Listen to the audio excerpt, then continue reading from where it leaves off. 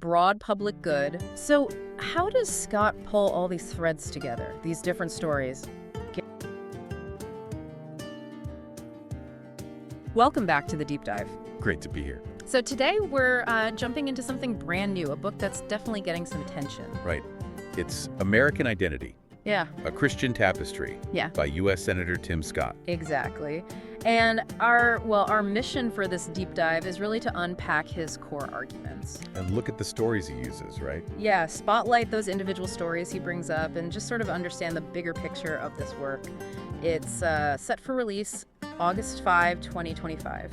And he's a New York Times bestselling author already, so people are definitely watching this one. No stranger to the list. So maybe set the stage for us. What's the central idea listeners should expect? Well, fundamentally, Scott's making a case that Christianity hasn't just been part of American history. Okay. He argues it's been a cornerstone, like foundational to American identity itself.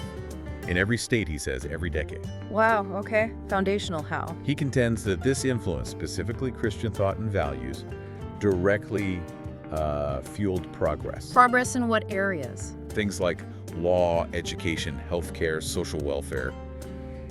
He presents these connections as, well, fundamental, not accidental. Okay, so to really get that argument, we probably need to look at how he supports it. I mean, it sounds like it's not just theory. No, not at all. It's very story-driven. He brings in some really compelling figures. Figures whose faith, he's saying, led to big action. That's the connection he makes, yes. So who are some of these key people? How does he, show that link between their faith and what they did? Well, one major example is William Lloyd Garrison. The abolitionists, right, known for being pretty radical. Exactly, very radical. His newspaper, The Liberator, drew, intense opposition, violence even. Yeah. And Scott's point is that Garrison's unwavering stance wasn't just personal belief. Okay. According to the book, it was fueled by a specific theological view, like rooted in his reading of biblical justice. So the faith gave him the power to keep going. That's how Scott presents it. Yeah. It empowered him to persist when others might have, backed down faced with all that resistance. Yeah, that's a powerful way to frame it, tying faith so directly to that kind of difficult action. And it's not just historical figures fighting social battles, is it? I heard he also looks at faith in, extreme situations. Yeah, like astronaut Jim Lovell, Apollo 13. Apollo 13, okay. So how does faith play into that story, according to Scott? Surviving that whole ordeal. Scott really digs into Lovell's personal devotional practices, even up there, isolated in space. Right. He argues these practices gave Lovell a kind of structured mental resilience. The book apparently details moments where Lovell, reflecting on specific scripture passages, as Scott tells it, helped him stay focused. Maintain leadership during that crisis. Exactly. Served as a constant sort of inner anchor, a source of strength. Interesting. So beyond crisis and social reform, Scott also looks at faith driving societal breakthroughs. Yes, definitely. Another figure he really highlights is Dorothea Dix. The mental health reform pioneer. Her work was huge. Absolutely transformative. Changed how society saw and treated people with mental illness. So how does Scott connect her work to faith? Was it about compassion? Scott posits exactly that.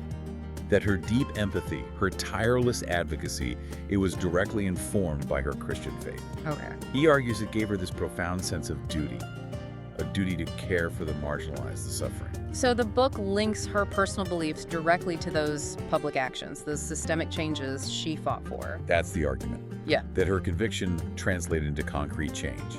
And then there's someone like Eddie Rickenbacker. The World War I flying ace? Right. But Scott focuses on a later story, too, when he survived being stranded at sea in the Pacific during World War II. Oh, right, with that group of soldiers. Yes, leading them to safety against incredible odds. Scott uses Rickenbacker as another example of faith-driven leadership and just sheer endurance. It really is striking when you line them up like that. These deeply personal beliefs, as Scott frames them, leading to such broad public good. So how does Scott pull all these threads together, these different stories? Garrison, Lovell, Dix, Rickenbacker. What's the common link he's emphasizing in terms of values driving innovation? He presents them as embodying certain key Christian values. Things like service, courage, compassion. And these values, he argues, are what propelled American innovation and moral leadership. That's the connection he draws. Which brings us to Norman Borlaug. The father of the Green Revolution. Saved billions from starvation, potentially. An incredible impact. And for Borlaug, Scott apparently reveals how his Quaker beliefs were central. Quaker beliefs driving scientific goals. How so? That belief in humanitarian service. Scott argues it directly shaped Borlaug's objectives. He wasn't aiming for profit. Right. He was driven to apply his research to alleviate global hunger. Scott presents it as a moral imperative stemming directly from his faith. So, taking all this together, Yeah. what's the bigger message Scott is trying to send? It sounds like more than just a history lesson. Oh, definitely. He's arguing faith isn't just some relic from the past, something quaint. He sees it as more active. Very much so. Woven into America's DNA is how we might put it. Yeah. And enduring, even today. Despite what? What challenges does he see? He talks about what he calls secularist and relativist pressures. Forces, he argues, that try to push faith into just the private sphere. Or remove its influence from public life altogether. Right. From institutions, from moral discussions. That's the context he's writing against. I see. So the book really functions on two levels. It's a historical narrative, sure. But also Also a call to purpose, really, for the reader. It urges you to look at these legacies, these faith-infused legacies he describes, and find inspiration. for what? Like civic engagement? Yeah, for your own courage, your own engagement. Yeah. And actually, in a recent CBS Mornings Plus interview, Senator Scott connected the book to his political vision. Ah, okay. How so? He talked about Judeo-Christian values, his term, as the bedrock for certain policies. What kind of policies? Things like economic empowerment initiatives, and what he calls a return to moral clarity in public life. He seems to see the book as providing a kind of framework for action now and going forward. Okay, so wrapping this up. As we bring this deep dive to a close, it feels like the core message from Senator Scott's American Identity, a Christian Tapestry, is pretty consistent. That faith isn't portrayed as just history, but as, well, integral to America's character. And he argues it persists despite modern pressures trying to marginalize it. Exactly, and that brings us back to that dual purpose you mentioned. Part history lesson, part call to action. Yeah. It really prompts you, the listener, to think about how these stories, Garrison, Lovell, Dix, Rickenbacker, Borlaug, how they might, I don't know, spark your own thoughts. About civic duty, or just the role of values in progress. Both, potentially, how those historical examples might resonate today. So here's something to think about.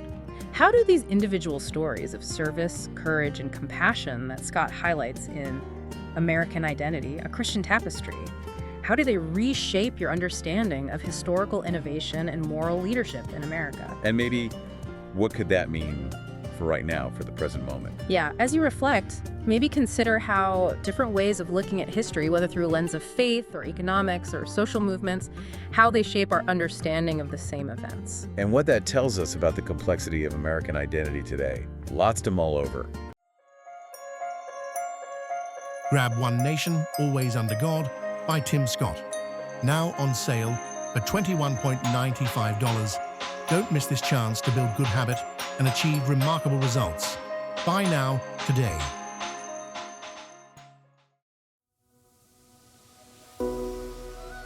Like and subscribe for more Bookhaven podcasts.